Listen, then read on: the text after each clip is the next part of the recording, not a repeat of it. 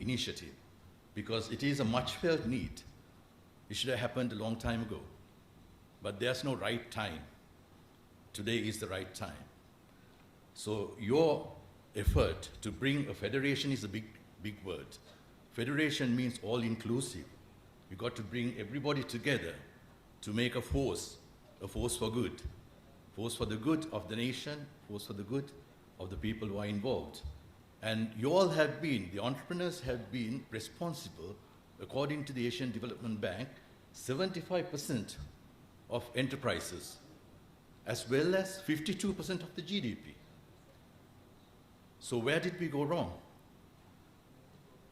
As the previous, one of the previous speakers said, Mr. Dilip Javira, he very clearly said, enterprising means creativity. Who is creative? People. Where have we gone wrong? We have not invested in the human capital. The difference between a developed country and a developing country or underdeveloped country is the lack of investment in the underdeveloped country in the human capital.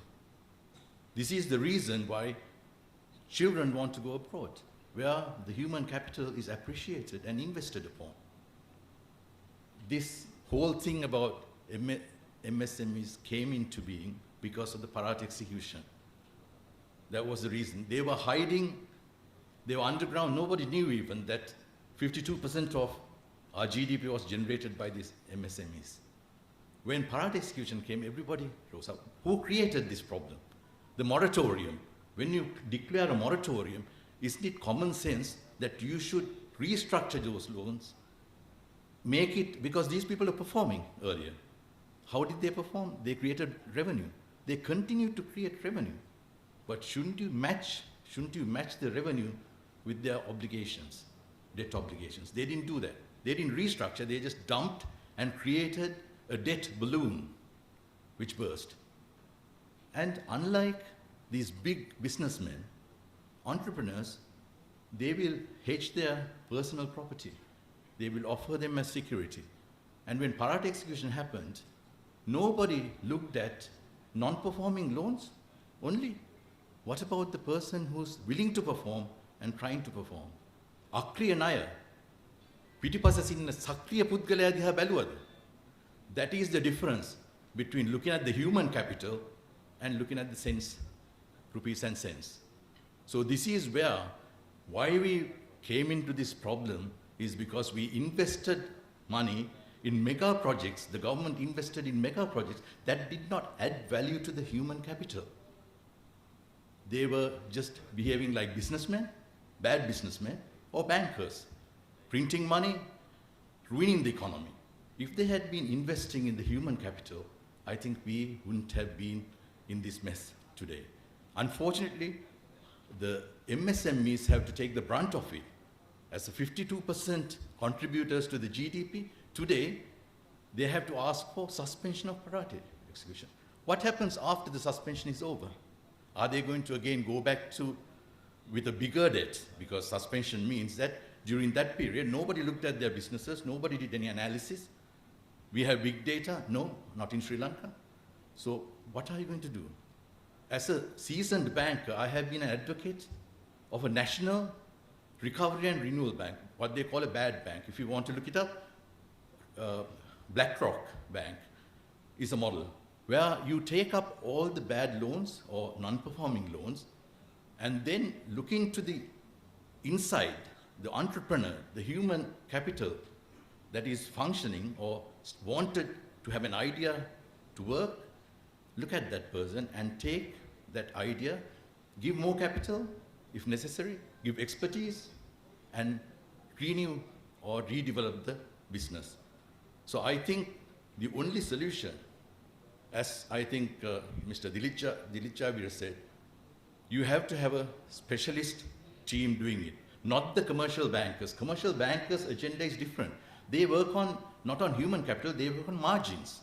So because they are not interested in looking into the business and seeing where you can draw the human capital out.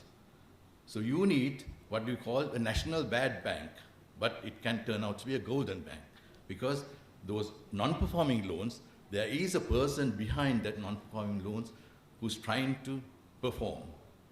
So that is an entrepreneurial spirit of entrepreneurship that has to be developed.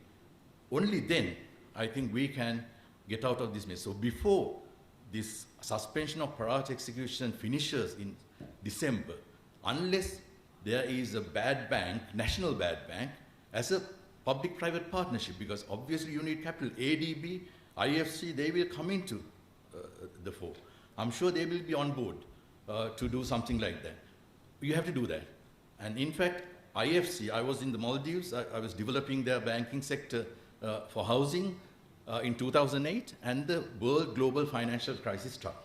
I was one of the practitioners of responsible finance with principles of client protection. You can Google and you can see how effective that was. Principles of client protection is you don't over-indebt a client, because that human being who planned out to do something, if he gets into trouble, you have to help him out in a way. Of course, in the last resort, there had to be auctions, but we get together, we look at the human angle, and we see how we can rescue that situation. But that is, you have to have a human touch. So responsible finance and client protection principles are absolutely necessary in Sri Lanka, because you, the entrepreneurs, are part of our recovery. This nation was dragged down by politicians who made wrong decisions, behaved like bankers and businessmen for their own good, not for the greater good.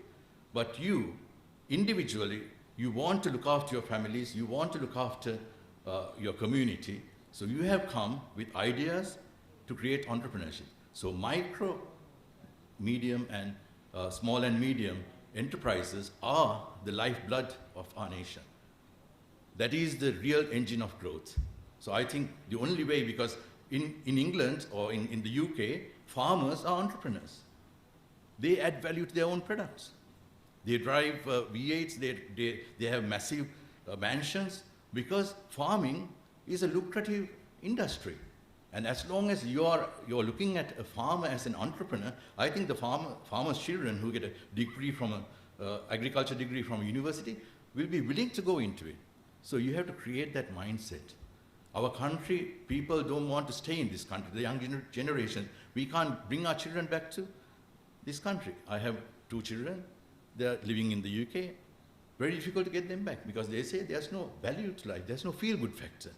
Otherwise, it's a beautiful country. They love to have a holiday here. But the problem is, for the people who are living here, it is not a livelihood that they can admire, because they feel exploited all the time. They feel terribly exploited. And because of that, I think we need to create the force of this federation, an all-encompassing federation. It should not leave any person, any entrepreneur behind. So because of that, I will urge you to make a trilingual platform, so that the North and the South, the East and the West can all come together. Use big data to empower the entrepreneurs. Make sure that no problem is too small or beyond solution. You can draw a lot of expertise. You can use AI.